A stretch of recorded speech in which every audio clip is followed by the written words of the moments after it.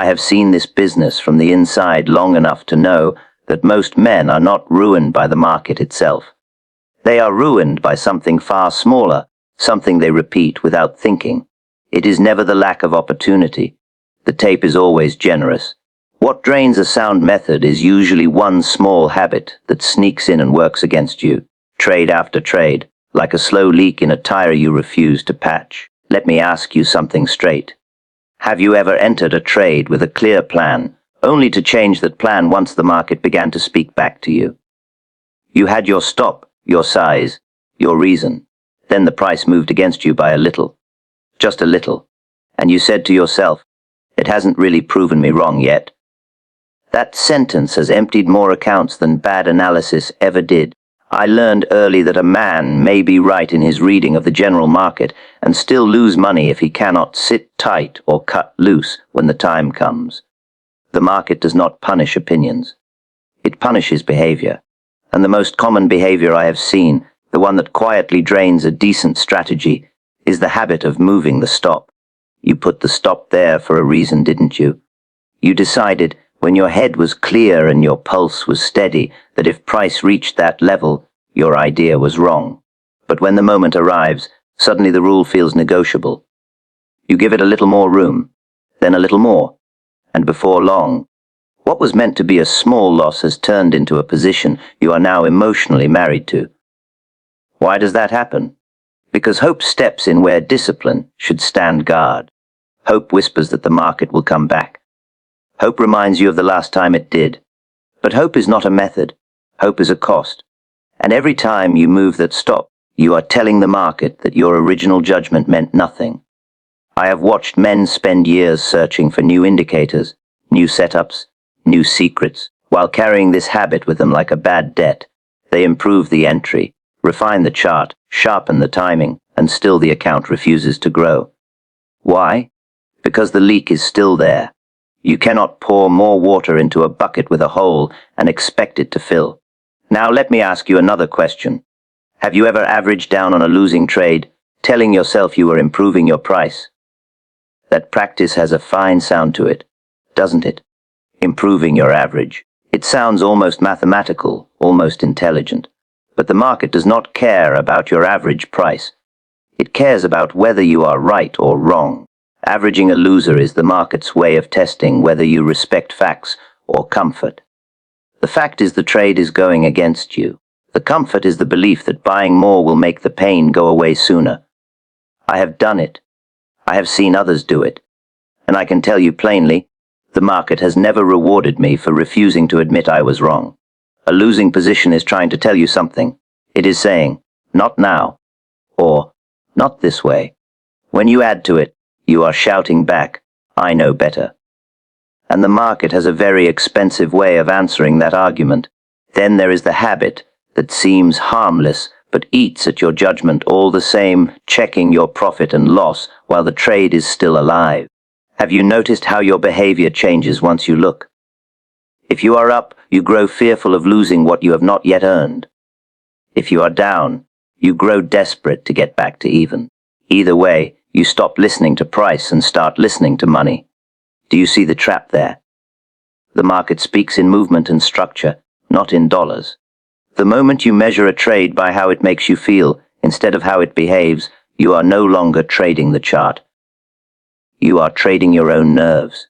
I used to say that the big money is not in the buying or the selling, but in the waiting.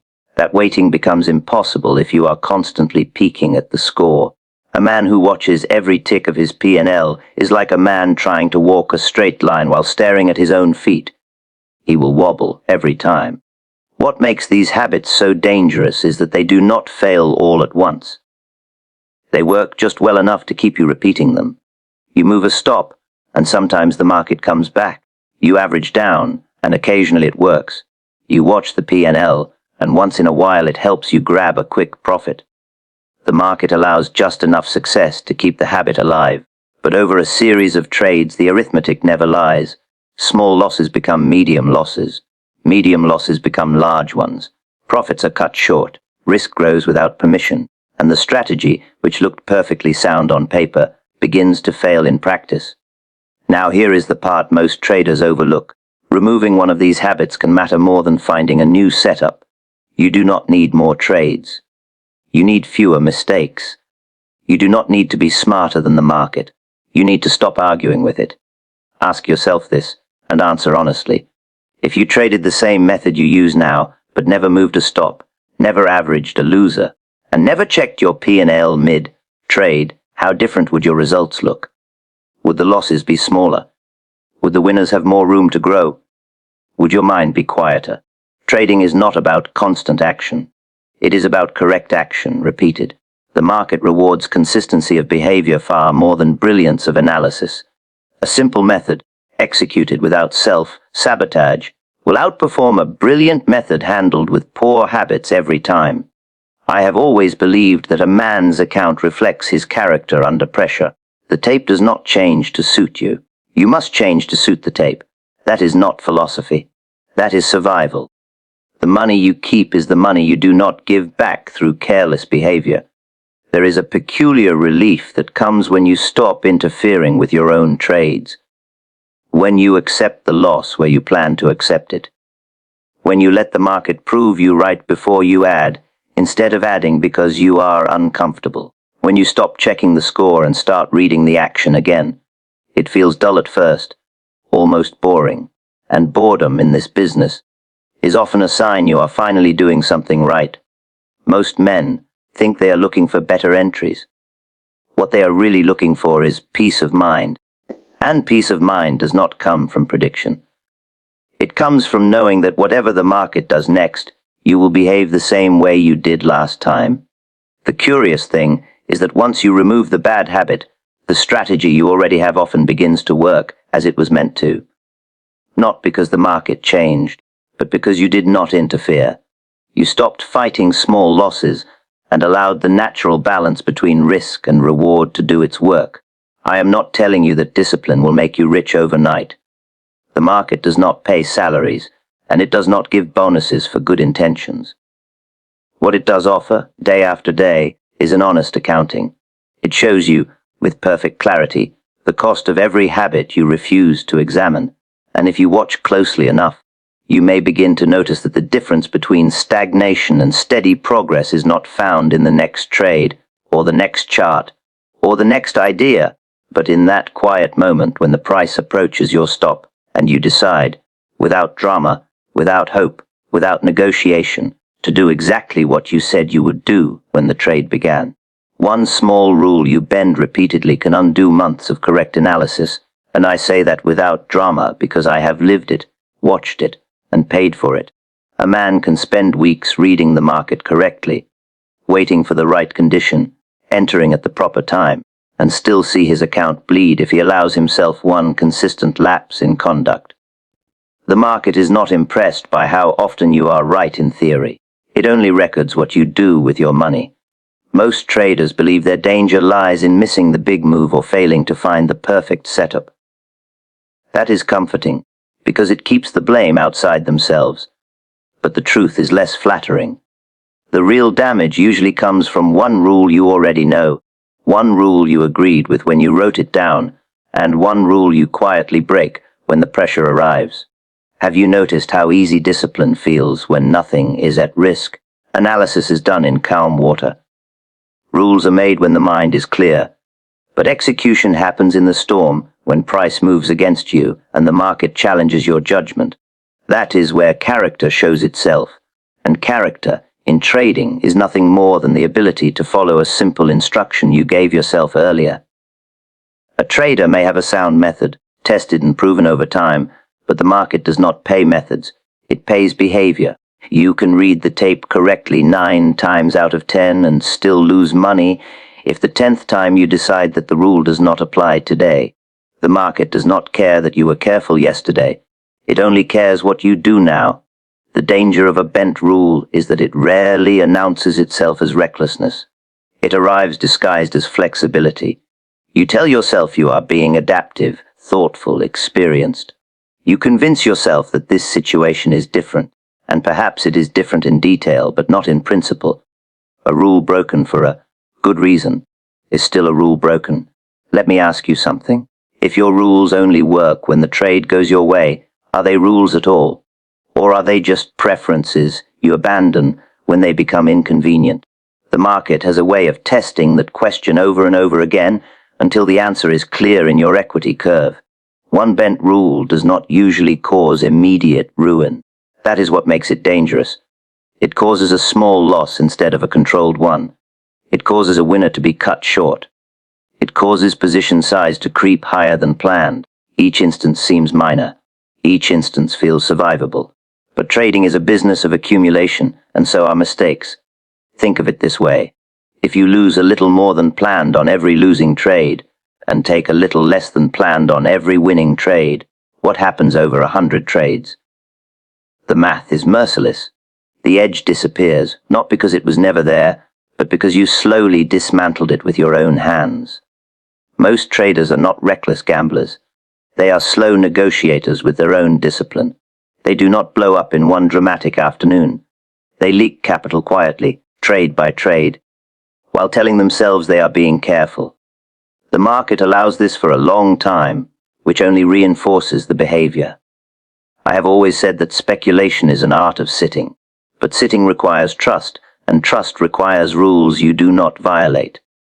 The moment you show the market that your rules are optional, you begin reacting instead of acting, and reaction is always late, always emotional, always expensive. There is something deeply uncomfortable about obeying a rule that causes you pain. Cutting a loss where you planned feels foolish in the moment, especially when the market turns shortly after. But discipline is not measured by the outcome of one trade.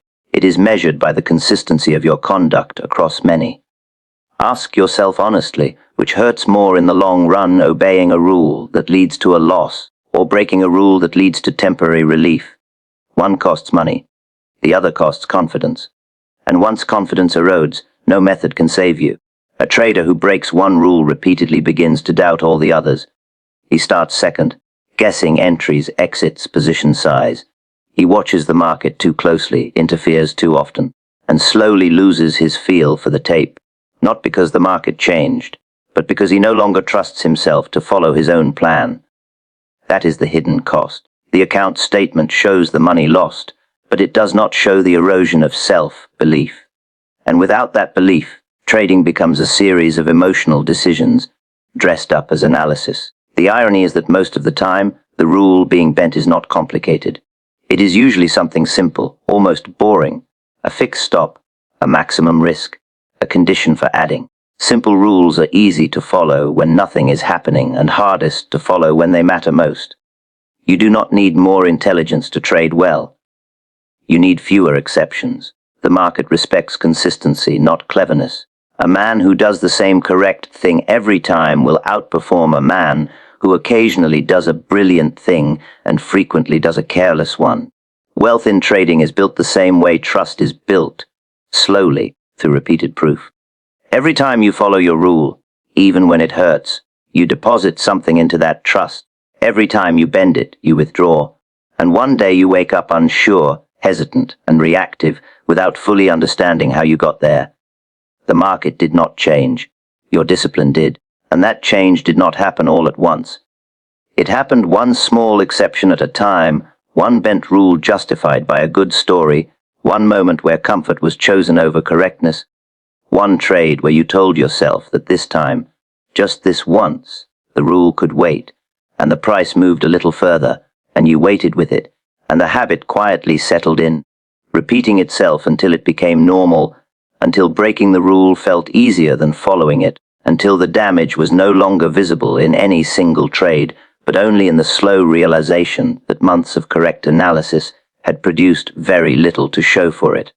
And the question you finally had to face was not whether the market was fair, but whether you had ever truly respected the one rule you claimed mattered most when you wrote it down in the first place, sitting calmly, with no money on the line, believing without doubt that when the moment came, you would do exactly what you said you would do, even if the price hesitated, even if the loss felt unnecessary, even if the market seemed to invite you to wait just a little longer, just one more bar, just a few more ticks, just enough to turn hope back into certainty.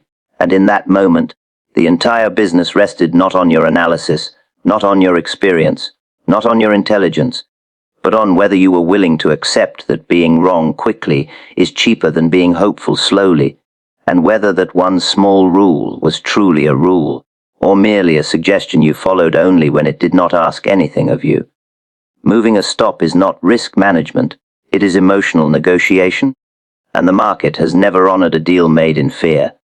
A stop is supposed to be a line drawn when the mind is clear, before money is exposed, before the tape begins to argue back. It is not a suggestion, and it is not a place to begin a conversation with the market. Yet most traders treat it exactly that way, as if price movement were an opinion that can be debated.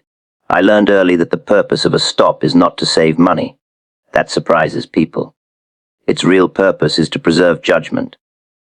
The money is already at risk the moment you enter. The stop exists to tell you, without emotion, when your original idea is no longer valid. Once you move it, you are no longer managing risk. You are managing discomfort. Let me ask you something. When you move a stop, are you doing it because the chart has truly changed or because the loss feels closer than you expected? Most of the time, the chart looks exactly the same. Only the number feels different. And numbers have a way of speaking louder than reason if you let them. A trader who moves his stop believes he is being flexible. In reality, he is being reactive. He is allowing the market to pull him out of his plan and into a moment, by moment negotiation. Just a little more room, he says. The market is just shaking weak hands. But the market does not know whose hands are weak. It only moves. And it will keep moving long after your reasoning has changed 3 times. Risk management is done before the trade. Emotional negotiation happens during the trade. One is deliberate, the other is defensive. The market can sense the difference, not because it is alive, but because defensive traders always act late. They wait for pain before they act, and by then, the cost is already higher. There is a peculiar pattern to moving stops. It almost never happens when the trade is comfortably in your favor. It happens when price approaches the level where you must admit you were wrong. That moment is not about money. It is about identity. Being stopped out feels like a judgment on your ability. Moving the stop feels like postponing that judgment. But postponement has interest. Every tick past your planned exit increases risk without increasing edge. You are paying more for the same idea, an idea the market has already begun to reject. That is not management. That is bargaining.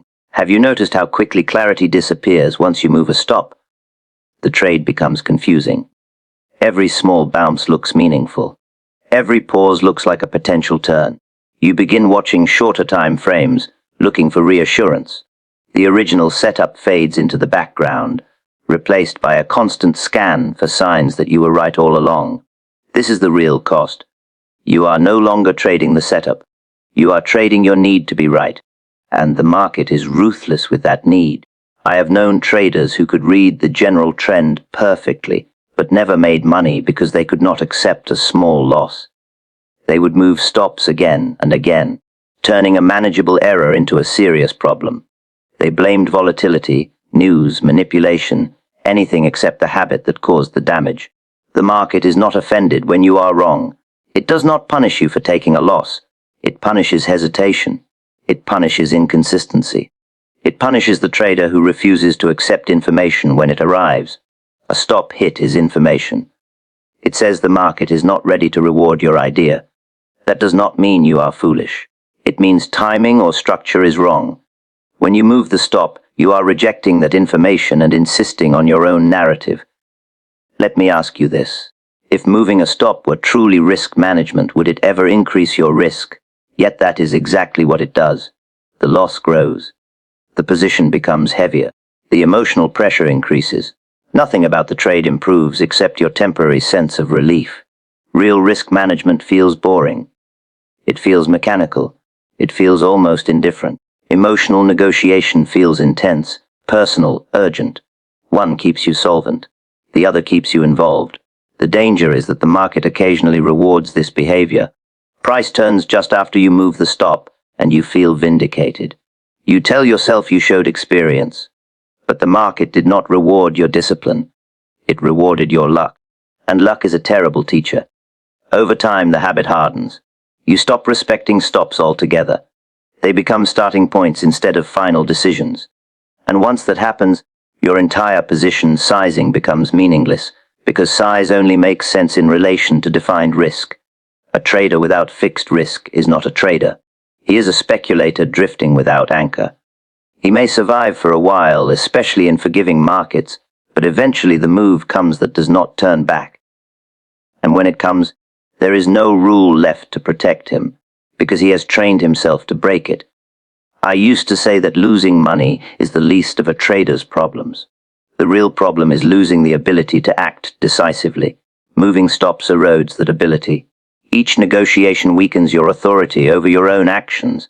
You begin to hesitate even on good trades. You doubt exits. You overmanage winners because you are used to managing losers. The entire process becomes noisy, and the market, which rewards clarity, offers none in return. There is a certain calm that comes from knowing your worst case outcome in advance and accepting it fully. That calm disappears the moment you move a stop. Now the worst case is unknown, and uncertainty creeps in. Uncertainty breeds fear. Fear breeds more negotiation. Trading cannot be done well from a defensive posture. You must be willing to take small losses without argument. The market respects that willingness because it keeps you free to act again, without baggage, without resentment, without the need to recover. Ask yourself honestly, how many of your large losses began as small, acceptable ones? How many times did the real damage start only after the stop was moved? The market did not force the choice. You did, in the quiet moment when price approached your line and you decided that the rule could bend. Risk management is firm, impersonal, and final. Emotional negotiation is fluid, personal, and endless. One accepts uncertainty as a cost of doing business. The other tries to eliminate uncertainty by delaying decisions. And the market has always favored the trader who decides early, not the one who waits until the decision is made for him, not the one who keeps adjusting the line in the sand as the tide comes in, not the one who believes that flexibility in the face of loss is wisdom rather than fear, not the one who confuses staying in the trade with being right, not the one who measures skill by endurance instead of precision, not the one who thinks strength is shown by how much pain he can tolerate rather than how cleanly he can step aside when the market has already spoken. Because once the stop is moved, the trade is no longer about price or structure or timing. It is about avoiding the simple act of acceptance, and the longer that act is delayed, the more expensive it becomes, and the more deeply the habit embeds itself into every future decision, shaping the way entries are taken, the way size is chosen, the way profits are handled, until the trader is no longer managing risk at all, but merely negotiating with fear in real time, hoping the market will eventually agree to terms it has never once agreed to before. Watching your profit and loss mid-trade shifts your focus from price truth to emotional relief, and that shift is so subtle that most traders never notice when it happens. They believe they are simply staying informed, keeping an eye on the numbers, being responsible. But the moment you look at that figure while the trade is still unfolding, something changes inside you. The market has not changed. The chart has not changed. Only your relationship to the trade has changed. Price speaks in structure, in rhythm, in behavior. It tells you whether demand is present, whether supply is pressing, whether momentum is building or fading. Profit and loss speaks in comfort and discomfort. It tells you how safe you feel, how exposed you feel, how close you are to relief. When you shift your attention from one to the other, you stop trading information and start trading emotion. Let me ask you this.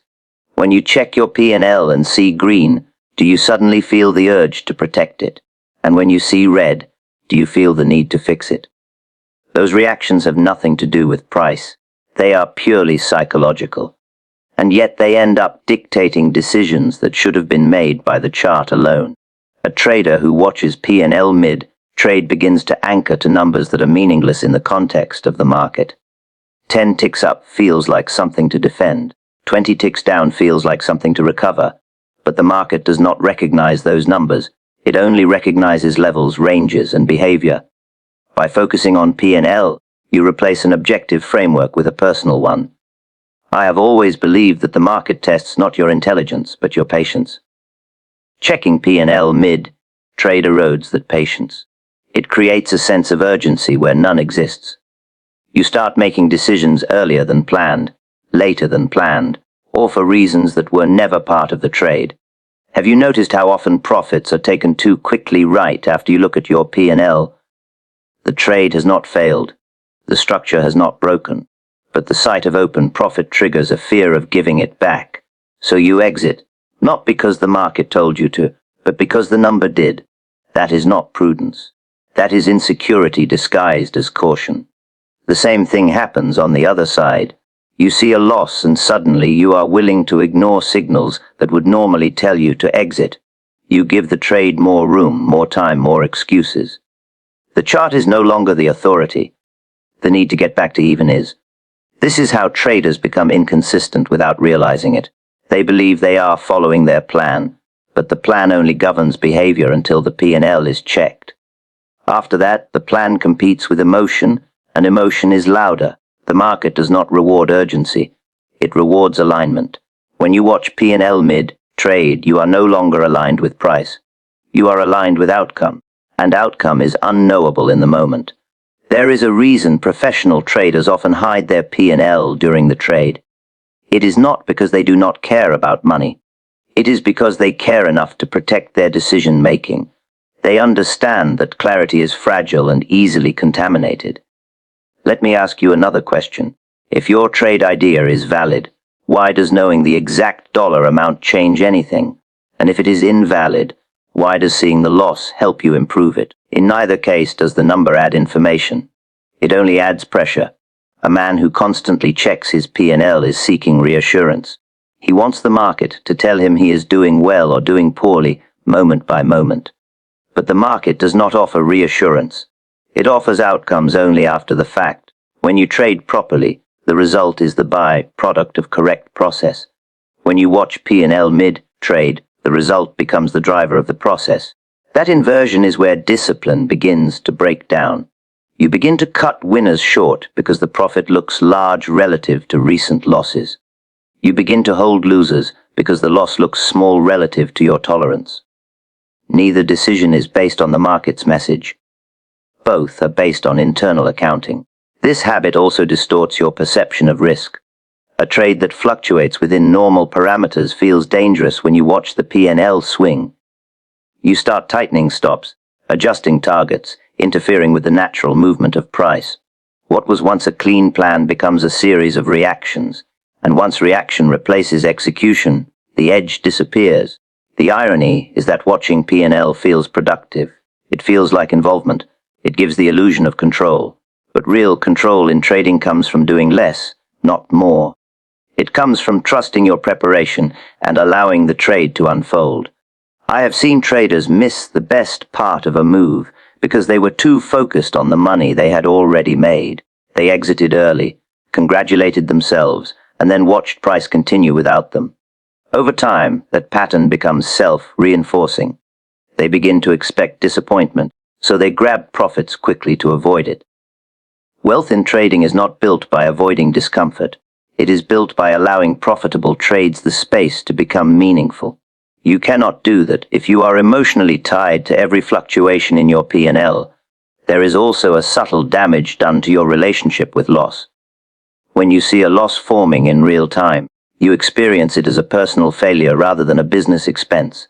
That makes it harder to accept, harder to execute, harder to repeat correctly.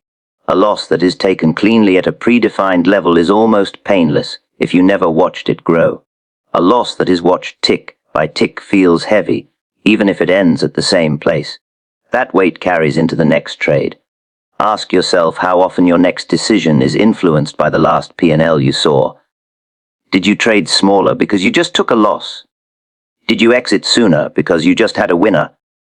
Those are emotional adjustments, not strategic ones. The market does not know what you made on the last trade. It does not know your daily goal, your weekly target, or your monthly number. When you let those figures influence your decisions, you introduce variables the market cannot validate. Trading demands a certain detachment. Not indifference, but distance. Distance between you and the money while the trade is alive.